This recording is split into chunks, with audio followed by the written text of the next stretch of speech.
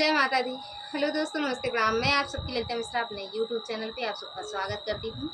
तो आप लोग कैसे हैं? उम्मीद करती हूँ बहुत अच्छे होंगे। माता रानी अपनी कृपा आप सब पर हमेशा बनाए रखें। तो आज आप सबको माता रानी का बड़ा ही प्यारा भजन सुनाऊंगी, तो आप लोग ज़रूर सुनिएगा। और ये भजन गारी गीत के तर्ज पे है, तो आप लोग सुनिएगा और जैसा भी लगे कमेंट बॉक्स में एक प्यारा सा कमेंट कर दीजिएगा। जय माता दी, हर हर महादेव। बड़े भीनु सारे मैया कैले सिंगारे वाहो, बड़े भीनु सारे मैया कैली सिंगारे वायर चलेली सेवा के दुआरी, पौआ संभार के धरी अरे चलेली सेवा के दुआरी, पौआ संभार के धरी।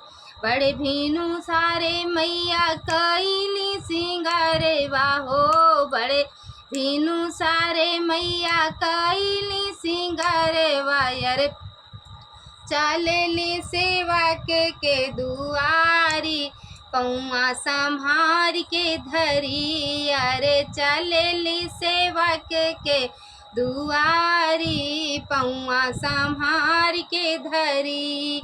मंगिया माँ सोहै माई के चाटकी सिंदूर वाहो, मंगिया माँ सोहै माई के चाटक सिंदूर वायर ओठवा में पान और सुपारी, पौआ संभार के धरी अरे ओठवा में पान और सुपारी, पौआ संभार के धरी।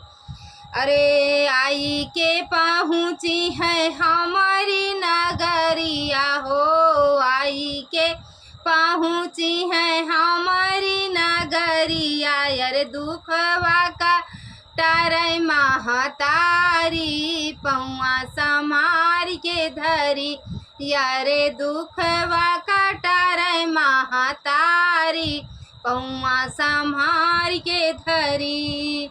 सबरे सुहागनिन का दे आशीर्वाद वाहो, सबरे सुहागनिन का दे आशीर्वाद वायर बनी राहो पिया के दुलारी, पौआ संभार के धरी अरे बनी राहो पिया के दुलारी, पौआ संभार के धरो। बड़े भीनु सारे मैया कैली सिंगारे वाहो, बड़े भीनु सारे मैया कैली सिंगारे वायर चलेली सेवा के दुआरी, पौआ संभार के धरी अरे चलेली सेवा के दुआरी, पौआ संभार के धरी।